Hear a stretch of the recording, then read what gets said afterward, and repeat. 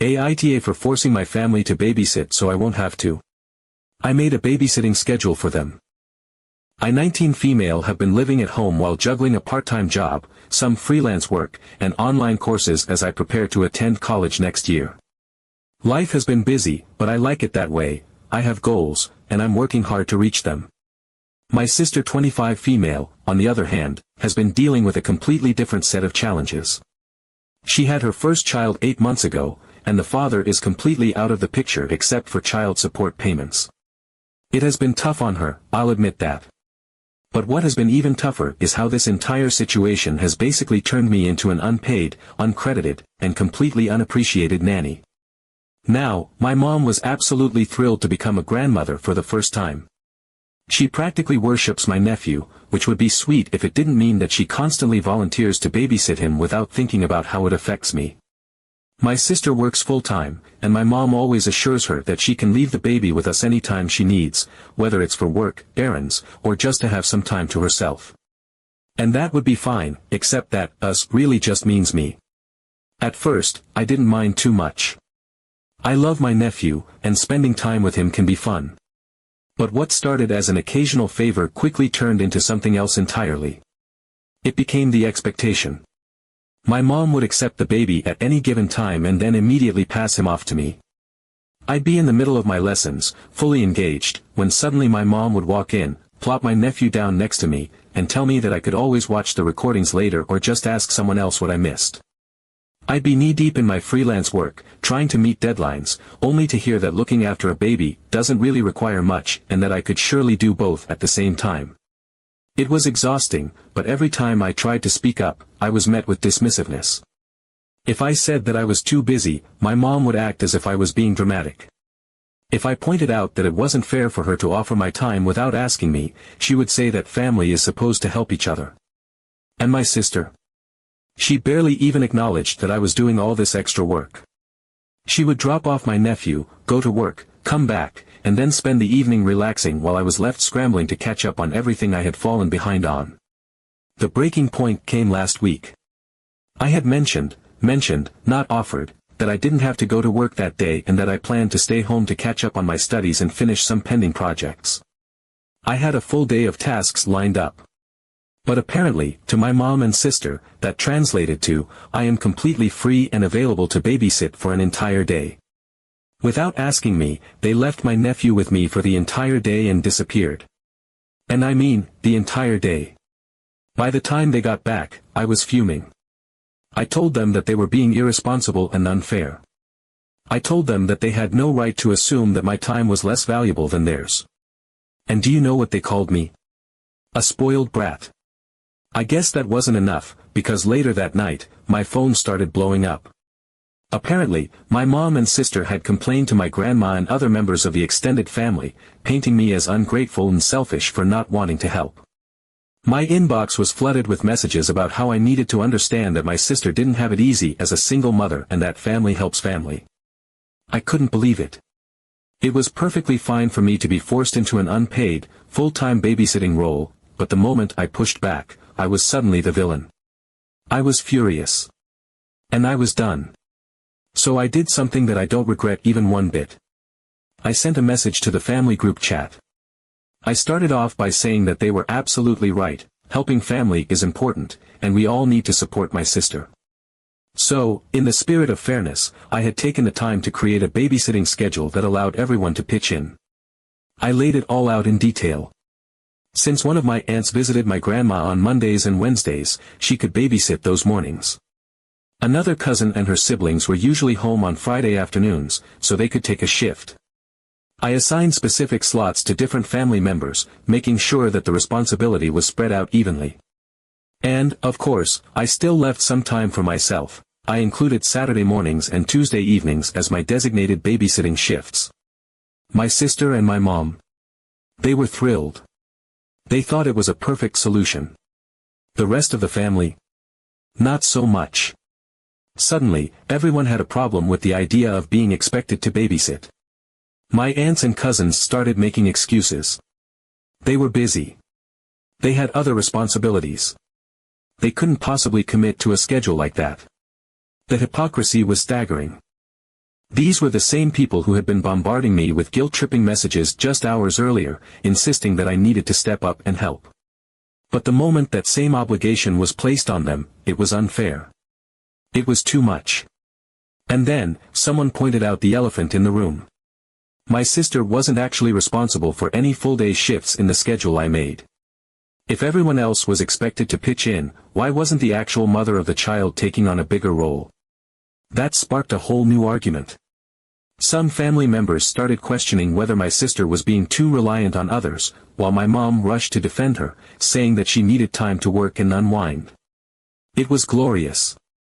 So now, the entire family is in chaos. I may have caused a bit of a mess, but I do not regret it. Not one bit. Because at the end of the day, all I did was hold up a mirror and show everyone their own hypocrisy. They expected me to be my sister's unpaid nanny but were outraged when the same expectation was placed on them. If that makes me an awful person, then so be it. Update 1. Okay, a lot of things have happened. Honestly, I'm still not in the mood to provide a full update, but let's just say that everything escalated far beyond what I expected, and I feel like I've been thrown into the middle of a hurricane that I didn't even cause in the first place. So, after I sent that message with the babysitting schedule, my sister actually tried to enforce it. I didn't think she would. I figured she and my mom would let the whole thing die down after they realized how much backlash it was getting. But no, she doubled down. She went to the extended family, told them that if I had been expected to do the majority of the babysitting before, it was only fair that everyone else took their turns too. And that's when the cracks in their argument started to show. Because of course, now it was a problem. When I was the one doing everything, it was just helping family. It was just being supportive. But when it was suddenly their responsibility, suddenly everyone was too busy. They had other things to do. They couldn't possibly commit to specific times. My cousins, the same ones who had told me I needed to step up and do my part, suddenly had very tight schedules. My aunts, who had plenty to say about the importance of family, were now talking about how unfair it was to expect them to babysit when they already had their own responsibilities. The hypocrisy was laughable, and for a brief moment, I thought maybe, just maybe, my mom and sister would realize how unfairly I'd been treated. But no. Instead of acknowledging that they had put too much on me, my mom and sister got angry at the rest of the family for refusing to help. And that anger, somehow, twisted its way back onto me. Because if I had just sucked it up and kept my mouth shut, none of this would have happened. If I had just been the good, dutiful younger sister and continued sacrificing my own time and energy, everything would have stayed peaceful. That led to one of the worst arguments I've ever had with them. Hurtful things were said. Things that can't be unsaid. My sister accused me of being selfish, of not understanding how hard it is to be a single mom, of making things unnecessarily difficult when I could have just continued doing what I had been doing all along. My mom told me I was ungrateful, that I was causing division in the family over something as small as watching a baby for a few hours. And I let out every bit of frustration I had been holding back. I told them they were taking me for granted. That they had no right to offer my time without asking me. That just because I wasn't the one who got pregnant didn't mean my life had to come to a standstill. That if they weren't willing to demand the same level of sacrifice from the rest of the family, they had no right to demand it from me. It was ugly. By the end of it, I had nothing left to say, and they had nothing left to throw at me. I packed a bag and left. Now I'm staying with my BFF and his girlfriend. They are honestly the sweetest people in the world. They didn't even hesitate to offer me a place to stay, even though they live in a small apartment, and I know my presence is probably a disruption to their usual routine.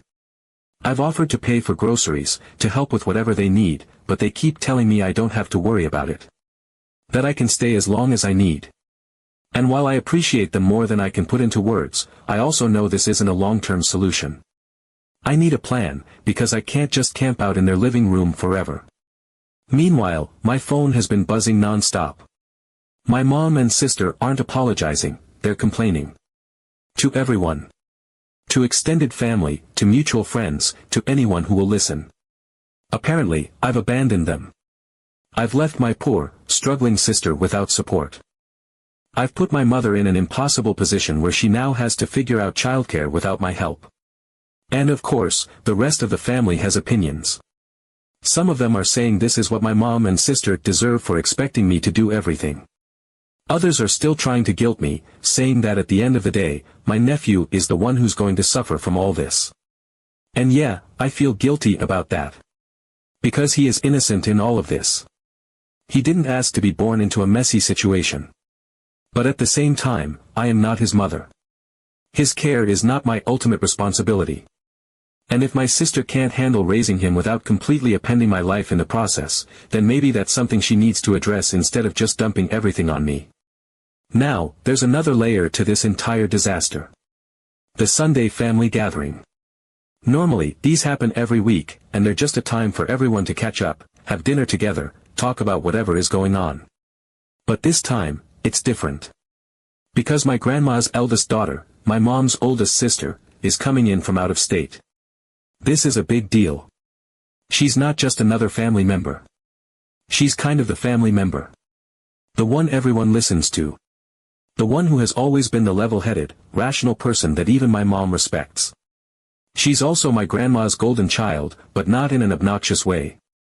She just has that natural presence of authority, and if anyone can get this situation under control, it's her. Which means I'm both hopeful and absolutely terrified. If she sees through all the bullshit, if she actually listens to why I did what I did and realizes that I wasn't being selfish but rather standing up for myself, then maybe, just maybe, this disaster can be fixed. Maybe she can talk some sense into my mom and sister.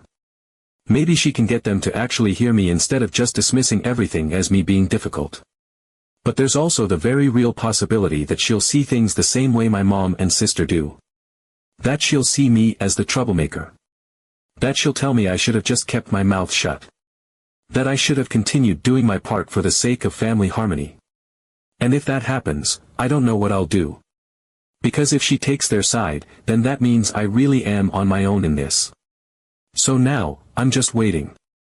Waiting to see what happens on Sunday. Waiting to see if my family can be reasoned with, or if they've fully committed to seeing me as the villain in this story. Either way, I'll provide a full update after it happens. But for now, I'm just trying to hold everything together. Update 2. A lot of things happened, and I'm finally in the mood to write the update, so here it goes. After my last post, my sister actually went through with the babysitting schedule I made. I wasn't sure she would, but I guess after our argument, she felt like she had something to prove. If I had to suffer through it, then everyone else should, too. The first real test of this arrangement came 2 days later when she left my nephew with one of our aunts.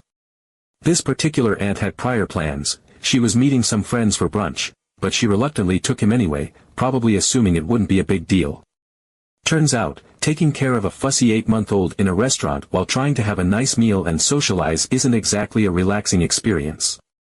My nephew was cranky, crying the entire time, and she had to leave early to take him home. She was understandably pissed off. She made it very clear in the family group chat that she hadn't signed up for this level of responsibility and that just because I had been willing to shoulder it didn't mean the rest of the family had the time or patience to do the same. I knew that meant the schedule wasn't going to last long, but I was still determined to follow through with my part. The next day was my turn to babysit, and my nephew, who was usually fine with me, was even fussier than usual.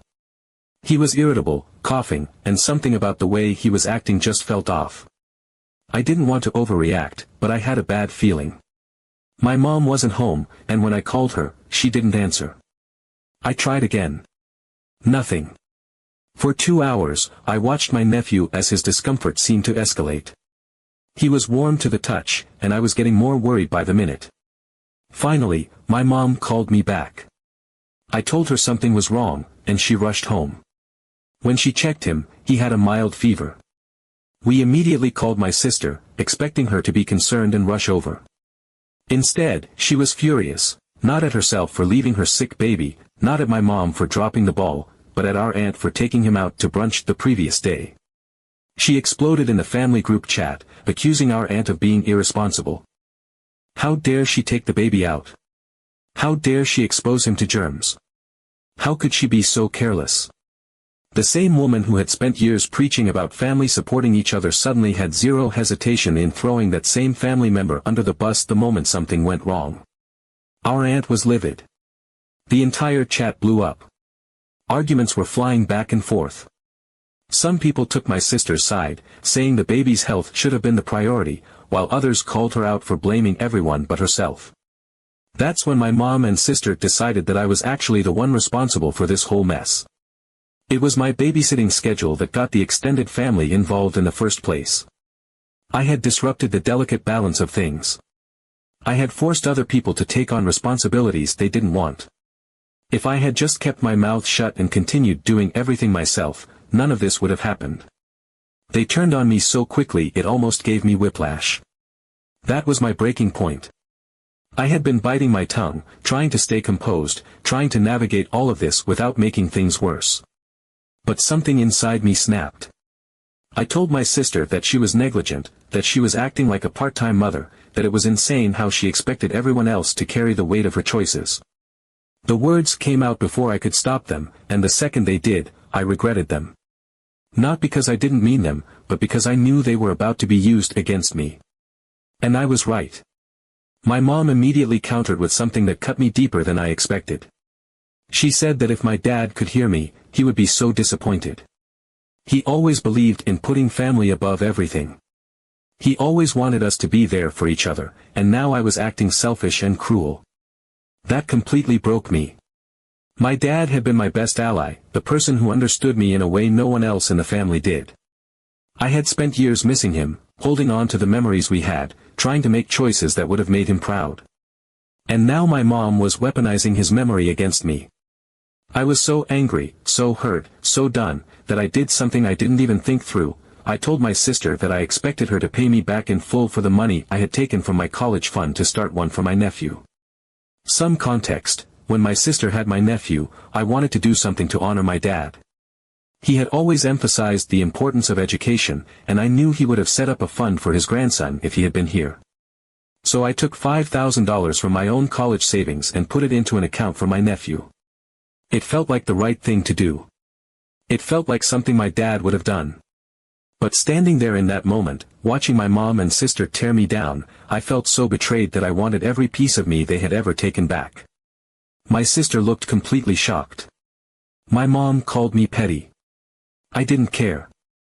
I grabbed a bag, packed some things, and called an Uber. I went straight to my BFF's apartment.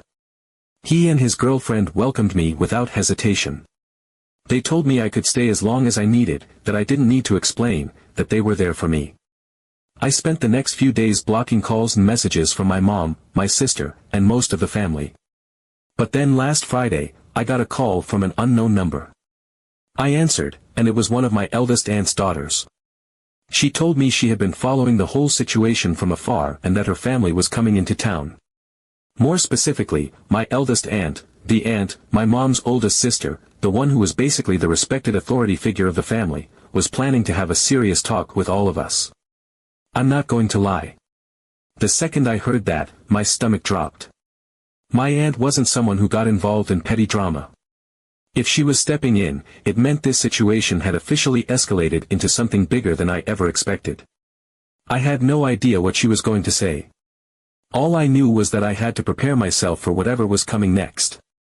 And so, now I wait. Update 3. Sunday came, and I could feel the tension in my body the second I woke up. I had barely slept the night before, my mind racing through every possible outcome of what was about to happen. This wasn't just another family gathering.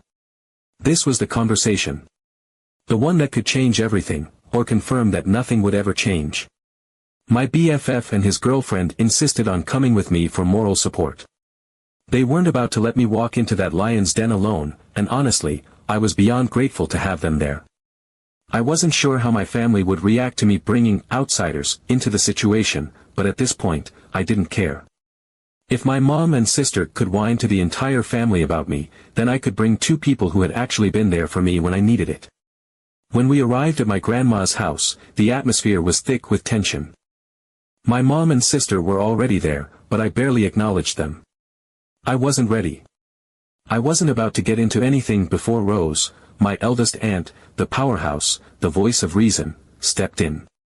She and her family had arrived earlier, and it was clear from the way people were behaving that everyone was waiting for her to speak first. My sister avoided eye contact with me, and my mother acted like she was busy helping in the kitchen. But I knew she wouldn't dare to say anything to me in front of Rose. She was too afraid of pissing her off. The hours dragged on. People ate, small talk was made, kids ran around the house, but the conversation we were all expecting still hadn't happened. My stomach was in knots the entire time. I was doing everything I could to keep my emotions in check, but the waiting was making it worse. And then, finally, Rose decided it was time. She didn't raise her voice. She didn't need to. She had a presence that naturally commanded attention, and the second she started talking, the entire room went silent. She laid it all out, the situation, the tensions, the absolute mess that this had become. She didn't sugarcoat anything. And as she spoke, the reality of it all hit harder than I expected. She started with the most important thing, my nephew. He wasn't a stray puppy to be passed around whenever it was convenient. He needed stability, consistency, actual parenting. What had been happening wasn't just unfair to me, it was unfair to him. His entire existence so far had been a cycle of being shuffled between people who never planned for him, who weren't emotionally prepared for him, and who were now trying to find ways to make that responsibility easier instead of actually facing it. That had to stop. She addressed my sister next. Having a child wasn't just about loving them. It was about raising them, prioritizing them, putting their needs first. Relying on help sometimes was fine, healthy, even, but doing it all the time at the expense of others wasn't just bad for the people involved. It was bad for the child. My nephew wasn't getting what he needed from his own mother, and that wasn't sustainable. She needed to step up. Then she turned to my mother. And this was when things started to get really emotional. Because my mom had enabled this. She had seen my sister struggling and, instead of actually helping her become a better mother, she had just tried to outsource the problem. To me. To the family. To whoever was available. And the worst part? She had done it knowing my sister wasn't ready for motherhood. She had been fully aware that my sister felt unfit to be a mother, and instead of addressing that, she had decided the best course of action was to dump that responsibility onto me. And then, as if that wasn't bad enough, she had used it as an opportunity to manipulate me into reconsidering my own stance on having kids. Rose didn't let that slide either. She told my mother straight up that it was one of the most toxic and damaging things she could have done. She had taken my autonomy, my future, and my time, and used them as tools to fix a problem that wasn't mine to fix. Then she addressed the rest of the family. If they weren't willing to offer solutions, then they had no right to interfere. No more passive-aggressive comments. No more guilt-tripping. No more, but family should help, nonsense unless they were actually willing to be part of the help. They had all been so eager to criticize when I tried to hold up a mirror to the hypocrisy, but when it came time for them to contribute, suddenly it was too much to ask. That needed to stop. And then, finally, she turned to me. And I braced myself, expecting to be told that I should have handled things differently, that I had gone too far, that I had been too stubborn. But instead, she looked at me and said, "Well done, kiddo." And that's when I broke. The weight of it all hit me at once, the frustration, the guilt, the exhaustion of fighting to be heard. I cried, and I didn't even care that I was crying in front of everyone. Because for the first time since this whole thing started, I felt validated. And then, my sister admitted something I never thought she would. She said she loves my nephew, but she doesn't feel like she's a good mother. She doesn't feel capable. She never fully understood what it would take to raise a child, and now that she was in it, she felt like she was drowning. My mother had known this, which is why she had taken it upon herself to make sure my sister wasn't overwhelmed. And how did she do that? By making it my problem instead. That's when Rose dropped something that shook the entire room. She had already discussed a worst-case scenario with my cousins. If my sister truly didn't think she could be the mother my nephew needed, Rose's eldest son and daughter were willing to adopt him. They had already talked it over with their spouses. They were prepared to take him in and raise him as their own if it came to that.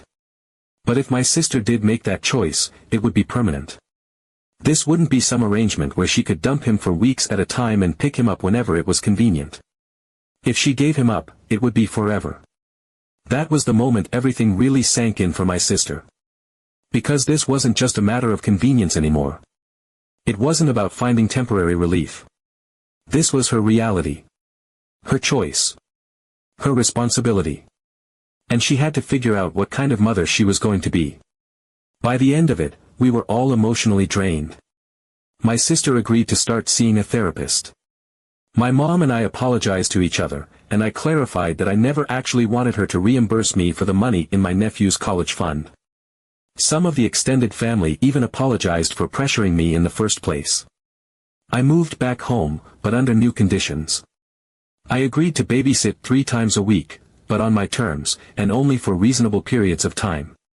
And one of those days, my sister would be with me, actively bonding with her son, because she admitted she hadn't really been a mother to him. I don't know if my sister will truly step up, if my mom will actually change, if things will stay stable. But at least for now, there's hope.